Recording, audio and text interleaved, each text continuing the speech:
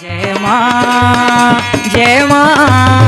गुरुवर गुरुवर जय मां गुरुवर गुरुवर।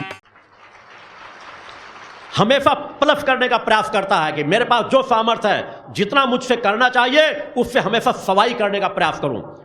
जितना मुझे भोजन करना चाहिए उससे कम करूं, जितना मुझे नींद लेना चाहिए उससे कम लूं, जितना मुझे आराम करना चाहिए उससे कम करूं, जिससे मैं कुछ ज्यादा कर सकूं। उस विचारधारा का जीवन जीता है। क्या हम सच्चाई ईमानदारी के साथ अपनी तीनों धाराओं को गति नहीं दे सकते? क्या हम पुरुषार्थ के बल पर अपनी तीनों धाराओं को गति नहीं दे सकते? क्या हम अपनी आग शक्ति के बल पर अधर्मी और अन्याय को मुंहतोड़ जवाब नहीं दे सकते? आज मैंने उतनी पात्रता दी है, उतना विवेक दिया है कि आप सोच सकते हो, विचार कर सकते हो कि यात्रा हमारे लिए कितनी महत्वपूर्ण है। इस यात्रा से करोड़ों करोड़ लोग नहीं, इस देश ने दूसरे देशों की भी सुख शांति संपन्नता छिपी हुई है। हम दूसरे देशों को भी एक दिशा देने में सामर्थ्यवान बनेंगे, यह सुनिश्चित है। इसे दुनिया की कोई ताकत नहीं रोक सकती, क्योंकि मैं अपने इष्ट का विश्वास लेकर के उस पथ पर आगे बढ़ रहा हूं। मेरी यात्रा के साथ कौन आगे बढ़ सकते हैं, यह समाज के अपने ऊपर होगा। क्या उस निष्ठा विश्वास से मैंने 10-15 साल एक बार भी एक शिष्य नहीं कह सकता मेरी आज भी वही यात्रा है। ना मेरा दीक्षा का कोई शुल्क रहता है, किसी को बार बार कहा जिसकी पात्रता अगर कोई समर्पण करता है वो भी जन कल्याण के कार्य में जाता है। मैं समाज के दिए हुए दान के समर्पण के पैसे से अपना और अपने परिवार का जीविकोपार्जन नहीं करता। जो भी आता है जन कल्याणकारी कार्यों में लगता है। कोई भी संस्था आती है, तुरंत कोई कार्य करना चाहती है, तुरंत चंदे की रसीद छपा करके समाज के बीच पैसा उगाही का कार्य करती है। मैंने 15 साल यहां कार्य किए, दिन रात संघर्षों का कार्य किया, परेशानियां आई निर्माण कार्य में, यहां की व्यवस्था में, भंडारा चलाने में एक एक रुपए की व्यवस्था कर पाना कठिन पड़ता था। मगर जब मेरे सामने जितनी आवश्यक होती थी मां की कृपा से उतनी पूर्ति हो जाती थी। उससे ज्यादा मैंने कभी अपेक्षा भी नहीं की, क्योंकि मेरा ध्यान दूसरी दिशा में था। मेरा ध्यान अपने आप को खपाने में था। मां जितना देती गई उतनी व्यवस्था आगे बढ़ती गई। किसी जगह पर मेरा लिया हुआ कोई भी निर्णय, कोई भी कदम एक दिन के लिए रुका नहीं कि पैसे की वजह से कोई कार्य रुका हो। सब अपनी गति से कार्य चलते रहे। आगे मशीनें आई, अन्य व्यवस्थाएं हुई, कुछ और गति से कार्य किया गया। इस आश्रम में मैंने अपने समर्पण, निष्ठा, विश्वास, शिष्यों के प्रति अपने कर्तव्य में 1% की न्यूनता नहीं आने दी। प्रयास करना, इस सत्य को अगर समझ सको, अपने गुरु की निर्बल भावना को समझ सको। गुरु सिर्फ तुमको धर्म का बोध कराता है। अतः एक बार विचार करना, निर्णय लेना। मैं पुनः एक बार इन क्षणों पर, नवमी पर्व पर, कि जिस पवित्र धाम पर आप इतने शांति से बैठे हैं, शांति से मेरी बातें सुन रहे हैं, यहाँ से लाभान्वित हो रहे हैं, लाभान्वित होते रहेंगे। आपकी आगे आने वाली पीढ़ियाँ भी लाभान्वित होती रहेंगी। जिस स्थान पर आपके गुरु ने माँ के आवाहन करने के पहले अपनी शरीर का, अपनी आत्मा का यहाँ पर स्थापन किया है, जहाँ संकल्प लिया है कि इस शरीर के त्यागने के बाद भी सदा सदा के लिए जब तक इस स्थान पर माँ का गुणगान होता रहेगा, माँ का ध्वज टंगा रहेगा, माँ की ज्योति जलती रहेगी, तब तक आपके गुरु की आत्मा इस शरीर के रूप में यहीं पर सदा सदा के लिए वास करेगी, शरीर का त्यागने के बाद भी। मेरा रिश्ता आपका सामान्य रिश्ता नहीं। तुम मुझसे बिछड़ भी नहीं पाओगे। तुम इस शरीर के रूप में भी मेरे साथ कार्य कर रहे हो। इस शरीर का जब त्याग करोगे, दूसरे जीवन में आओगे, तब भी तुम इसी स्थान के लिए आओगे। तब हो सकता है मेरी केवल छवि देखो, मगर मैं फिर भी तब तुमको देख रहा हूंगा। मैं तब भी तुम्हें पहचान रहा हूंगा। मैं तुम्हारे आने वाली पीढ़ियों का भी मार्गदर्शक रहूंगा। उन्हें भी ऊर्जा प्रदान करूंगा, उन्हें भी चेतना प्रदान करूंगा। आपके गुरु ने आपसे निर्मल पवित्र रिश्ता जोड़ा है। मैं चाहता हूं पवित्रता के साथ उस रिश्ते को प्रगाढ़ता प्रदान करो। जो कर्म तुम्हारा है वह कर्म तुम करो, जो कर्म मेरा है उस कर्म को मैं करूं। मेरा रिश्ता एक दिन के लिए नहीं है। हजारों साल बाद भी तुम आने को जन्म लेकर के भी इस स्थान पर मेरी छवि को देखोगे, तब भी मेरा आशीर्वाद इसलिए उसी तरह प्राप्त होगा जिस तरह आशीर्वाद इसलिए आज प्राप्त हो रहा है। मैं उन शिष्यों में नहीं, उन आराधनाओं में नहीं, उन भक्तों में नहीं जो मां की स्थापना यहां स्थापित करके और सोचे मैं उस दिव्य धाम पर चला जाऊं। दिव्य धाम पर मेरा मूल स्वरूप स्थापित है। इस शरीर से अगर मैं यहां पर आया हूं, स्थापना करने का संकल्प लेने के पहले मेरे अंदर स्वयं इच्छा शक्ति जागृत हुई कि मेरा कैसा समर्पण होगा अपनी इष्ट के प्रति, अपनी माता के प्रति, कि मैं मां की यहां स्थापना करके जाऊं। और खुद अपने लोक में चला जाऊं। मैंने स्वयं मुफ्ती ने, एक चेतनावान गुरु अपनी आत्मा को अपने अनुसार ढालता है। मैं जब जहां चाहूं जिस परिवार में जन्म ले सकता हूं, जब तक चाहूं जब तक जन्म न लूं, जिस लोक में जाऊं उस लोक में अपना स्थान ले सकता हूं। उसके बाद भी मैंने संकल्प लिया कि तड़पती कराहती मानवता की यात्रा एक जन्म से पूर्ण नहीं हो सकती। मैंने संकल्प लिया कि मैं सदा सदा के लिए अगर मां की स्थापना यहां कर रहा हूं, उससे पहले मैं अपनी चेतना की स्थापना यहां करूंगा, सतत रहकर मां की सेवा करूंगा और इस तड़पती कराहती मानवता का मार्गदर्शक बनूंगा। वही भावना लेकर चलो। इस नवरात्रि पर्व पर भी आपका गुरु आपसे निर्बल भावनाओं से कहता है, मैं आपसे सिर्फ यही चाहता हूं कि आप नशे मान से मुक्त चरित्रवान जीवन जियो। निर्बल भावना अपने अंदर बना लो, तुम सच्चे मां के भक्त बन जाओगे। आओ हम सब मिल करके मां के लिए सच्चाई, ईमानदारी, पुरुषार्थ, परिश्रम से एक स्थान दे सके। मां का आह्वान इतना आसान नहीं है। मां के आह्वान में मेरे साथ जब तुम्हारा भी स्वर मिलेगा, तुम्हारा भी पुरुषार्थ मिलेगा, तो उस जगत जननी को बरबस स्थान लेना पड़ेगा। क्योंकि वो स्थान मेरा अपने लिए नहीं है, वो स्थान आपके लिए है। तो आपकी भी पुकार जुड़नी चाहिए, आपका भी पुरुषार्थ जुड़ना चाहिए, आपका भी परिश्रम जुड़ना चाहिए, आपका भी समर्पण जुड़ना चाहिए। फिर देखें हम और आपको तृप्ति किस प्रकार की मिलती है। उस रास्ते में चलो। आपका गुरु आपको वचन देता है कि एक बूंद जल कभी किसी का आपका गुरु ऋण नहीं रखता।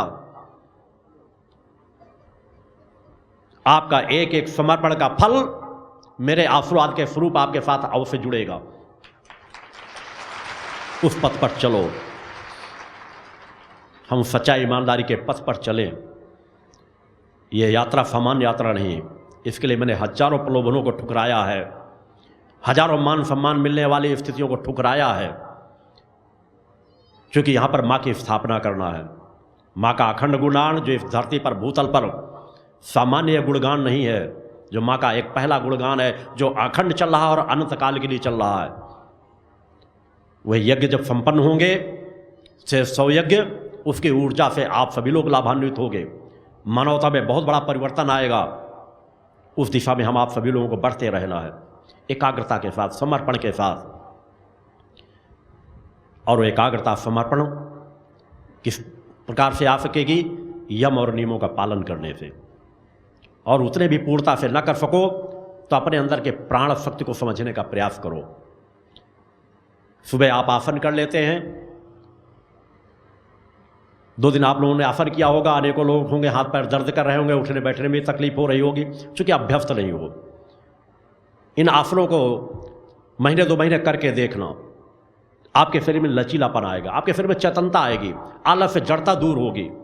आपको एहसास होगा कि वास्तव में हमारा शरीर कितना जकड़ा हुआ था, हमारे अंदर कितनी फुर्तीलापन आ गया, हमारे अंदर कितना आलस, जड़ता हमसे दूर हो गई, विकार हमसे कितने दूर हो गए। मगर इस सबके मूल में है, मैंने कल यम और नियम के बारे में चिंतन दिया था, आज प्राण के विषय में चिंतन देना चाहूँगा। यम, नियम, आसन, प्राणायाम, प्रत्याहार, धारणा, ध्यान, समाधि के जो क्रम है, आसन आप करते ही हैं।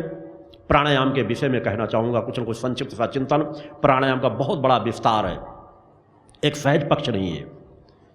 वास्तव में अगर आप अपने जीवन में चेतनता चाहते हो, मन की एकाग्रता चाहते हो, आरोग्यता चाहते हो, चेतना चाहते हो, शक्ति चाहते हो, संतुलन चाहते हो, विकारों से मुक्ति चाहते हो, तो प्राण शक्ति को समझने का प्रयास करो। प्राण ही हमारा जीवन है, प्राण ही हमें उस शक्ति तक पहुंचाएगा, प्राण ही हमें गुरु की कृपा दिलाने में सहायक होता है, प्राण ही हमारी आत्मा को जगाने में सहायक होता है, प्राण ही हमें ध्यान साधना में पहुंचाने में सहायक होता है, प्राण ही हमें समाधिस्थ करने में सहायक होता है। प्राण हमारा सर्वस्व है। प्राणों के सहारे हम परम सत्ता से जुड़े हुए हैं। प्राण तन से निकलता है, हमारा शरीर फलने और गलने लगता है। उन प्राण शक्ति को समझो। प्राण औषधि है, प्राण सर्वस्व है। वह प्राण हर पल तुम्हारे पास है। उन प्राणों का जीवन जी रहे हो, उन सांसों का जीवन जी रहे हो, उन सांसों पर नियंत्रण हासिल करो, प्राणों पर अपनी पकड़ हासिल करो। तुम्हारे जीवन में और अधिक संतुलन आ जाएगा, सत्य को समझने की और सामर्थ्य आ जाएगी, तुम और विवेकवान बनोगे और सामर्थ्यवान बनोगे। तुम्हारे आने वाली संतानों के पर जीवन में भी बहुत बड़ा परिवर्तन आएगा अगर तुम अपने अंदर प्राण शक्ति को जगाने में सफल रहे। जितने प्राण तुम्हारे सक्रिय होंगे, तुम्हारे बच्चों पर भी उन्हीं संस्कारों का प्रभाव पड़ता है। ये प्राण सहज नहीं है कि हाँ सांस आ रही है जा रही है।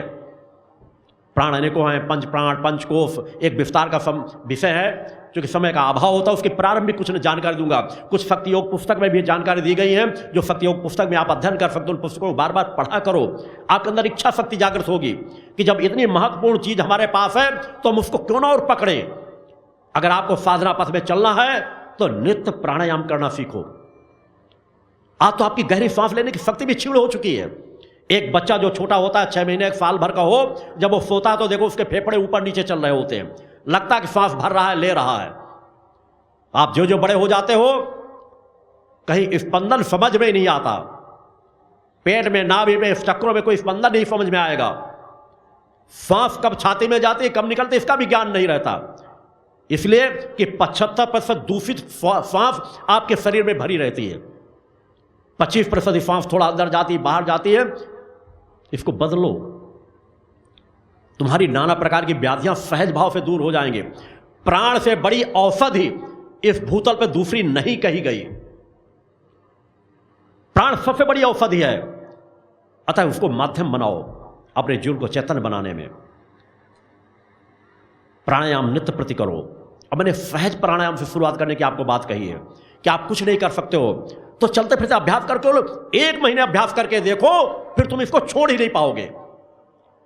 मगर 1 महीने लगन पे अभ्यास करके देखो, चलते फिरते भी अभ्यास करो, बैठकर भी अभ्यास करो, कुछ नहीं करना। गहरी सांस भरे, जितना अंदर अधिक भर सके कि आपके फेफड़ों में पूरी सांस भर जाए, और फिर धीरे धीरे करके निकाल दे। फिर गहरी सांस भरे और फिर निकाल दे। चलते फिरते भी कर सकते हैं। 2-4 सांस नॉर्मल ले लो और गहरी सांस लेकर के देखो।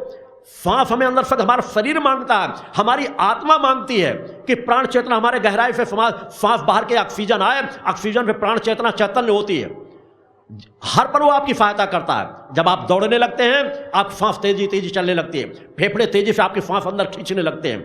किसी पहाड़ पर्वत की ओर चढ़ रहे हो, चढ़ाई पे चढ़ रहे हो, आप गहरी गहरी सांसें लेने लगोगे, तब आपको एहसास होता है कि हमारी सांस कितनी हम सामान्य सी सांस ले रहे थे। और अगर उसी को अभ्यास में ले लो तो आपकी शरीर की क्षमता कई गुना ज्यादा बढ़ जाएगी। पूरी गहरी सांस जितनी फेफड़ों में भर सको भरो, प्रारंभ में ज्यादा मत रोको। फिर जब अभ्यास हो जाओ तो थोड़ी बहुत देर रोको, जितना अच्छा लगे। सांस को भरिए, कुछ क्षण रोकिए और धीरे धीरे सांस को बाहर कर दीजिए। नित्य प्रति बैठ करके अगर लाभ ही लेना है, लाभ के लिए आते हो, माँ से गहराई से जुड़ना है, गुरु से गहराई से जुड़ना है, तो जो गुरु कह रहा है वो करना प्रारंभ कर दो। कितना समय निरर्थक चला जाता है, कितना समय बेकार चला जाता है, कितना समय अपना तकलीफों को सोचते रोते चला जाता है। जो जहां जैसे हो, नित्य प्रति एक संकल्प ले लो कि हम 15 मिनट, 5 मिनट, 10 मिनट, 5 मिनट से शुरुआत कर दो। 5 मिनट से शुरुआत करो कि दिन में 5 मिनट हम केवल इस चीज के लिए देंगे कि हम गहरी सांस भरेंगे, फिर धीरे सांस को निकालेंगे, गहरी सांस भरेंगे, फिर सांस को निकालेंगे, और दिन भर याद रखेंगे। जब भी याद आ जाए पूरी गहरी सांस को भरें।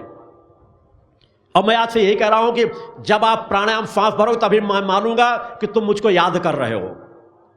चलते फिरते जब भी गुरु को याद करना हो तो बस गहरी सांस भरना और निकाल देना, मैं मान लूंगा तुम मुझे याद कर रहे हो, और तुम्हें गहरी याद भी आएगी। तुमको खुद एहसास होगा कि जब प्राणायाम ले रहे हो तो हमें गुरु की याद आ रही है, और मैं भी यही मानूंगा। अतः आज से अभ्यास करो। हर आधे घंटे, 15 मिनट, 10 मिनट बाद सोचना कि मैंने गहरी सांस ली है कि नहीं ली, मैंने आज 5 मिनट का समय प्राणायाम के लिए दिया है कि नहीं दिया। किसी दिन छूट जाए तो दूसरे दिन 10 मिनट समय दो, फिर धीरे धीरे समय को बढ़ाओ। देखो शरीर के अंदर कितनी आपकी क्षमताएं बढ़ने लगेंगी, आपकी कुंडली चेतना प्रभावक होने लगेगी, उसकी कार्य क्षमता बढ़ने लगेगी। प्राणायाम बहुत बड़ी सामर्थ्य देने वाला है। गहरी सांस भरो फिर निकाल दो, गहरी सांस भरो फिर निकाल दो।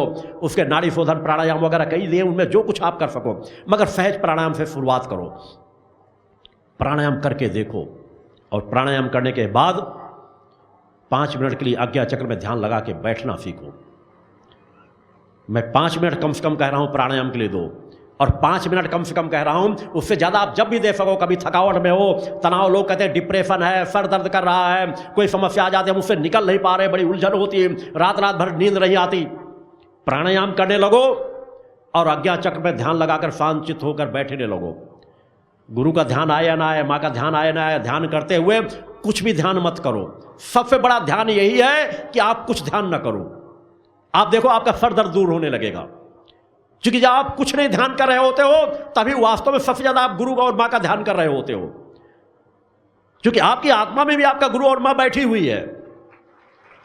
और जब आप कुछ नहीं ध्यान कर रहे होते हो तभी वास्तव में आप अपनी आत्मा के नजदीक होते हो, गुरु के नजदीक होते हो। तो एक संकल्प लो, केवल सुनने से काम नहीं चलेगा।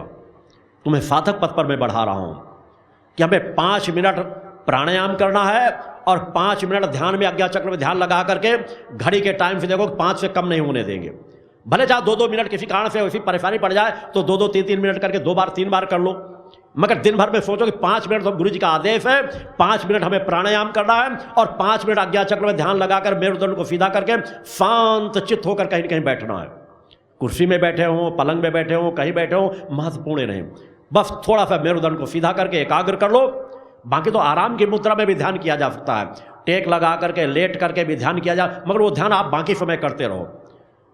5 मिनट मेरुदंड को सीधा करके ध्यान जरूर करो। कुछ नहीं करना, दोनों भवों के मध्य जो आज्ञा चक्र होता है, जहाँ पर तिलक लगाया जाता है, महिलाएं बिंदी लगाती हैं, वो आज्ञा चक्र कहलाता है। बस शांत चित होकर सब कुछ ध्यान वहीं पर सोच लो, मैं कुछ नहीं सोच रहा हूँ, मेरी आज्ञा चक्र, मेरे प्राणों की सांसों की हलचल क्या हो रही है। धीरे धीरे प्राणों में ध्यान देते देते उन प्राणों की शक्ति को भी अपने आज्ञा चक्र में केंद्रित करने का प्रयास करो कि मैं इस समय कुछ नहीं सोच रहा हूँ, मैं ये भी नहीं सोच रहा हूँ कि मैं ध्यान कर रहा हूँ। सबसे सच्चा ध्यान वही है। धीरे धीरे आप अभ्यास करोगे तो महीने, 2 महीने, 4 महीने, 6 महीने में आप महसूस करोगे कि आपके अंदर एक अलग शांति प्राप्त होगी। आपका ध्यान धीरे धीरे लगने लगेगा। आप 10 दिन, महीने भर, 2 महीने अभ्यास करोगे तो कोई ना कोई एक क्षण, एक पल ऐसा आएगा जहां लगेगा हमें अपने शरीर का भान भूल गया। हम कितनी देर ध्यान में बैठे रहे पता ही नहीं चला, हमारा शरीर हल्का हो गया। और वो एक क्षण का हल्कापन होना आपकी अनेकों व्याधियों को दूर कर देगा, क्योंकि आप अपने शरीर को न्यूट्रल ही तो नहीं कर पा रहे हो। सबसे बड़ी आपकी समस्या, परेशानी यही है कि आप अपने शरीर को न्यूट्रल नहीं कर पा रहे। जिस तरह किसी गाड़ी का इंजन स्टार्ट होता है, गियर पड़ा हुआ है, चल रही है, अगर लगातार चलती रहेगी तो उसका इंजन कितने समय काम करेगा। उस तरह आपका भी तो इंजन कार्य कर रहा है। हर पल उपयोग, सोते में भी नाना प्रकार की बातें सोचते रहना, कहीं ना कहीं ध्यान, तनाव, उलझन, परेशानियां। अरे एक बार तो ठहराव दो इसको कि सब चीजों की शुरुआत कहां से होती है, इनकी ऊर्जा कहां से मिलती है, शक्ति कहां से मिलती है, सोचने की, समझने की, विचार करने की, चलने की, फिरने की। कोई ना कोई केंद्र आपके शरीर के अंदर है, और जब केंद्र है तो शांति से ही प्राप्त हो सकेगा कि मैं सब कुछ ऊर्जा जो बाहर नष्ट कर रहा हूं उसे रोक दूं, मुझे पता चल जाएगा मेरा मूल कहां पर है, और मन एकाग्र होने लगेगा। नित्य प्रति अभ्यास करो, प्राणायाम, आज्ञा चक्र पर ध्यान लगाना, और 5 मिनट का ओम और मां का उच्चारण, इसे गुरु का आदेश मानना। अगर तुम मेरे सच्चे शिष्य हो, 15 मिनट समय, आप चाहे जितने व्यस्त हैं, नहीं समय मिलता रात में सोने के पहले कर लो। रात में नींद खुल जाती है, नींद नहीं आ रही तो उतने समय कर लो। बीमार हो टेक लगा के कर लो, बीमार हो बिस्तर में लेटे लेटे कर लो। 15 मिनट दे दो, बाकी तो तुम स्तुति, वंदना, चालीसा पाठ, आरती, सुबह शाम जो जितना करना हो आपकी इच्छा के ऊपर है, उसमें कोई मैं समय नहीं प्रतिबंधित करता। तुम मूल 3 चीजों के लिए मुझे समय दे दो, फिर तुम देखो तुम मेरे कितने नजदीक आ जाओगे, मां की कितनी कृपा प्राप्त कर लोगे। बाकी आरती करो, स्तुति करो, वंदना करो, चालीसा पाठ करो, आपके पास जैसा समय हो, 1 पाठ 2 पाठ कर सकते हो, जैसा समय दे सकते हो वैसा करो। मगर 3 चीजों के लिए मैंने 5-5 मिनट, 15 मिनट मांगे हैं केवल। 15 मिनट मुझे अपने समर्पित कर दो, फिर देखो जो तुम्हारे 2 कदम आगे 2 कदम पीछे चलने वाली प्रक्रिया है, वो कदम सिर्फ आगे बढ़ते चले जाएंगे। 5 मिनट ओम और मां के उच्चारण के लिए, 5 मिनट ध्यान के लिए, 5 मिनट प्राणायाम के लिए। इन 3 चीजों के लिए 5-5 मिनट का समय दो।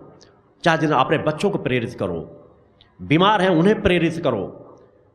इतना देने लगोगे तुम्हारी भूख उधर अपने आप बढ़ जाएगी। फिर जितनी भूख बढ़ती जाए आप उतनी उसको तृप्ति अपने अंदर लेते चले जाओ, तुम्हारे लिए मार्ग खुला है। गुरु फिर प्रेरित करके तुमसे 15 मिनट मांगता है कि 15 मिनट मुझे समर्पित कर दो मेरे आदेशों के लिए, 5-5 मिनट करके। मैं चाहता हूं तुम मेरी चेतना तरंगों को और प्राप्त कर सको। आपका गुरु नहीं चेतना तरंगों का जीवन जीता है, आपके गुरु ने वही यात्रा तय की है। अपने आध्यात्मिक पथ से मैंने किसी चीज का समझौता नहीं किया। कोई रिश्ते टूट गए हो, कोई सामर्थ्य छूट गई हो, मगर मैंने आध्यात्मिक रिश्ते से समझौता नहीं किया। वही मैं आपसे चाहता हूं, संकल्पबद्ध हो जाओ कि अगर एक दिन समय छूट जाएगा तो रोज चाहे डायरी मेंटेन करना पड़े, दूसरे दिन करोगे, 2 दिन छूट जाए, तीसरे दिन और समय दोगे।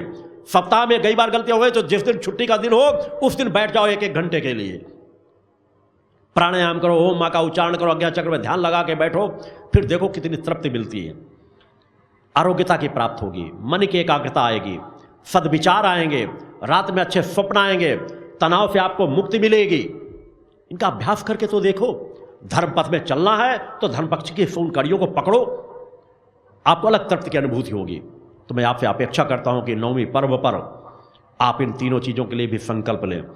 5 मिनट ओम माँ का उच्चारण, 5 मिनट प्राणायाम, 5 मिनट आज्ञा चक्र में ध्यान लगाना, आगे पीछे कर सकते हो, कोई जो नहीं 15 मिनट एक साथ दो, 2-2 मिनट सभी चीज़ों को कर लिए, एक बार या 2 बार की शिफ्ट में, मगर दिन में 15 मिनट याद करके कि हम गुरु आदेश का पालन कर रहे हैं अपने कल्याण के लिए। मैं इसके लिए भी चाहूँगा आप लोगों को, कितने लोग हाथ उठा के संकल्प करो। सभी लोग समय दोगे? काश अगर इतना तुम मुझे दे दो तो मैं तुम्हें कितना कुछ देने में सामर्थ्यवान बन जाऊंगा, तुम मेरी सामर्थ्य को बढ़ा दोगे, मेरी सामर्थ्य बढ़ जाएगी। यह शायद मेरे लिए तुम्हारा सबसे बड़ा समर्पण होगा, क्योंकि मैं चाहता हूं तुम सत्य के नजदीक आओ, खुद अनुभव करो, खुद एहसास करो कि जो आपका गुरु कहता, तभी आपको सत्य का एहसास होगा कि आपका गुरु जो कहता था वो वास्तव में सत्य है। कहीं ना कहीं हमारे अंदर कुछ है जिसे लगता है हमने एक बार स्पर्श पा लिया है तो बार बार उसे छूने की इच्छा जागृत होती है। एक बार हमने जिसे देख लिया है उसे बार बार देखने की इच्छा प्राप्त होती है। एक बार जिस शांति की अनुभूति हमने कर ली है उस शांति की अनुभूति बार बार करने की एहसास होती है। मैंने कहा समाज के सभी रिश्तों का एहसास तुच्छ नजर आने लगेगा, वो चाहे प्रेमी प्रेमिका का हो, पति पत्नी का हो, माता पुत्र का हो, बेटे बेटियों का हो, जिनके पीछे आप पागल हो, वह पागलपन पैर से ठोकर मार देने के बराबर हो जाएगा। 15 मिनट का केवल समय देना शुरू कर दो, फिर उस चीज का अभ्यास करके देखो, आपकी इच्छा शक्ति जागृत होती चली जाएगी। एक एक क्षण का अगर जिस दिन आपको कहीं एहसास हो जाएगा, आपको अलौकिक आनंद की प्राप्त होगी। और एक क्षण तो बहुत कुछ बदल जाता है। कैसे एक पल के लिए भी अगर एकाग्र हो जाओ तो एक पल में ना मालूम क्या कुछ मिल जाता है, जो आपके न मालूम कितने वर्षों के लिए पूंजी बना देता है। तो उस दिशा में इन चीजों के लिए मुझे संकल्प करोगे आज 9वीं पर्व पर, महत्वपूर्ण पर्व पर। या देवी सर्वभूतेषु शक्ति रूपेण संस्थिता, नमस्तस्यै नमस्तस्यै नमस्तस्यै नमो नमः। पंच ज्योति शक्ति तीर्थ सिद्धाश्रम, मां की कृपा और गुरुदेव की अमृतवाणी का पावन संगम। एक ऐसी पवित्र भूमि जहां मां भगवती की ज्योति हर दिल को रोशन करती है, जहां परमहंस योगीराज श्री शक्तिपुत्र जी महाराज के चरणों में बैठकर हर मन की पुकार सुनी जाती है। पंच ज्योति शक्ति तीर्थ सिद्धाश्रम, जहां हर कदम पर साधना, हर सांस में भक्ति और हर पल में जन कल्याण की सुगंध बिखरती है। आओ इस अलौकिक यात्रा में शामिल हो और देखो कैसे एक आश्रम ने करोड़ों जीवन को बदला। युगवंदनीय धर्म सम्राट, युग चेतना पुरुष सद्गुरुदेव परमहंस योगीराज श्री शक्तिपुत्र जी महाराज के पावन चरणों में कोटि कोटि नमन, वंदन और प्रणाम। उनकी कृपा से एक ऐसी पवित्र स्थली का सृजन हुआ जो तप, योग, ध्यान और साधना का स्वर्णिम केंद्र है। यह है मध्य प्रदेश के शहडोल जिले की ब्योहारी तहसील में बसा पंच ज्योति शक्ति तीर्थ सिद्धाश्रम, जिसकी नींव परम पूज्य गुरु वर्श्री ने 23 जनवरी 1997 को रखी। तब से यहाँ मां भगवती की अखंड ज्योति जल रही है और 15 अप्रैल 1997 से श्री दुर्गा चालीसा का अखंड पाठ अनंत काल तक जन जन के कल्याण के लिए गूंज रहा है। हर सुबह और हर शाम जब सूरज की किरणें और चांद की चांदनी सिद्धाश्रम को चूमती हैं, तब परम पूज्य गुरुदेव जी, माता भगवती आदिशक्ति जगत जननी दुर्गा जी सहित सभी देवी देवताओं और सहायक शक्तियों की आरती करते हैं। इस पावन बेला में भक्तों के हृदय मां की भक्ति में डूब जाते हैं। मूल ध्वज साधना मंदिर में भी रोज सुबह शाम होने वाली आरती में भक्तों का समूह उमड़ता है।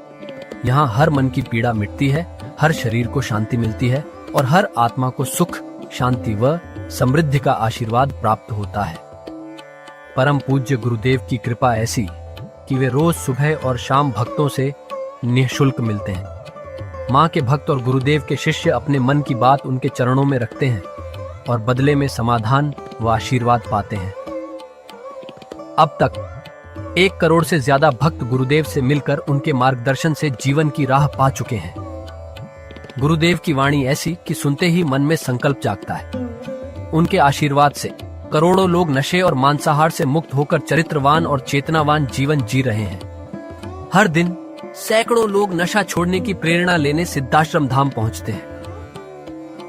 पूज्य गुरुदेव के 20 लाख से अधिक दीक्षा प्राप्त शिष्य आज के अधर्म और अन्याय के दौर में भी मां की ज्योति से अपने घरों को आलोकित करते हैं। वे साधनात्मक जीवन जीते हुए आत्म कल्याण और जन कल्याण के पथ पर चल रहे हैं।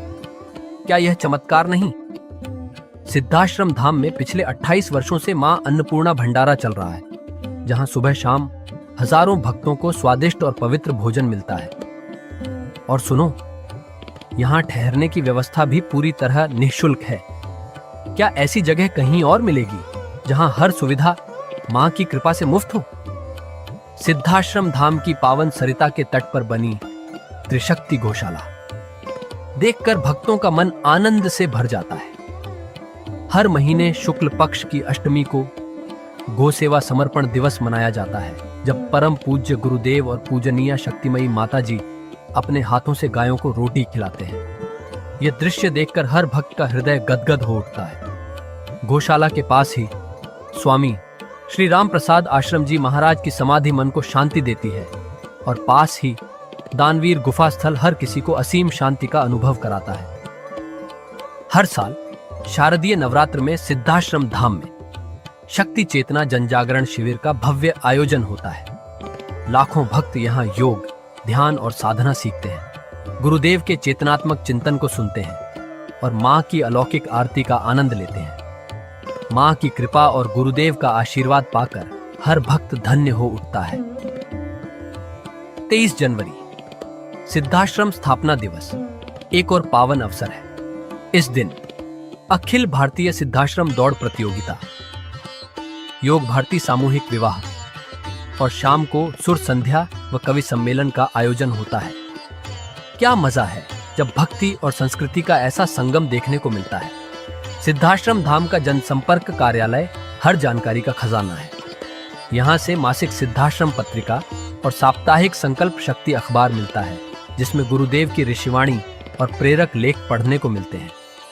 और हाँ, यहाँ माँ के प्रसाद के रूप में शक्ति जल भी निःशुल्क मिलता है। इस शक्ति जल ने करोड़ों लोगों को नशे और बीमारियों से मुक्त कर चेतनात्मक ऊर्जा दी है। क्या यह माँ की कृपा नहीं? जन कल्याण का एक और अनुपम उदाहरण है निःशुल्क वस्त्र सहायता केंद्र, जहां लाखों जरूरतमंदों को कपड़े दिए गए हैं। यह सिलसिला आज भी अनवरत चल रहा है। सिद्धाश्रम धाम में पौधारोपण का भी बड़ा काम होता है। परम पूज्य गुरुदेव जी महाराज एवं पूजनीय शक्तिमयी माता जी स्वयं समय समय पर पौधारोपण करके पर्यावरण को बढ़ावा देते हैं। सिद्धाश्रम धाम में अनेक प्रकार के फल, फूल और औषधियों के हजारों पेड़ों की हरियाली देखकर मन प्रसन्न हो जाता है। सिद्धाश्रम धाम में विभिन्न प्रकार की हरी सब्जियां उगाई जाती हैं, जो निःशुल्क चल रहे मां अन्नपूर्णा भंडारे में प्रयोग की जाती है। परम पूज्य गुरुदेव जी ने मानवता, धर्म रक्षा और राष्ट्र रक्षा के लिए 3 धाराएं बनाई हैं। भगवती मानव कल्याण संगठन, पंचज्योति शक्ति तीर्थ सिद्धाश्रम और भारतीय शक्ति चेतना पार्टी 15 मार्च 1995 को बने। भगवती मानव कल्याण संगठन के 1 लाख से ज्यादा कार्यकर्ता नशा मुक्त, चरित्रवान और परोपकारी समाज बनाने में जुटे हैं। संगठन का नशा विरोधी आंदोलन इतना प्रभावी है कि पिछले कुछ सालों में 2000 से ज्यादा अवैध शराब माफियाओं पर कार्रवाई हुई। संगठन के समर्पित और कर्मठ कार्यकर्ता दिन रात इस मिशन में लगे हैं। Siddhashram Ayurveda and food products के जरिए शुद्ध दवाएं और खाद्य पदार्थ बनाए जाते हैं। इन्हें लेने या व्यापार के लिए एजेंसी पाने के इच्छुक लोग संपर्क कर सकते हैं। आओ सिद्धाश्रम की इस पावन यात्रा का हिस्सा बनो। यहाँ माँ का अखंड गुणगान सुनो, साधना में डूबो और परम पूज्य गुरुदेव के दर्शन कर जीवन को धन्य करो। भगवती मानव कल्याण संगठन तुम्हें मानवता, धर्म और राष्ट्र की सेवा में शामिल होने का सादर न्योता देता है। जय माता की, जय गुरुवर की।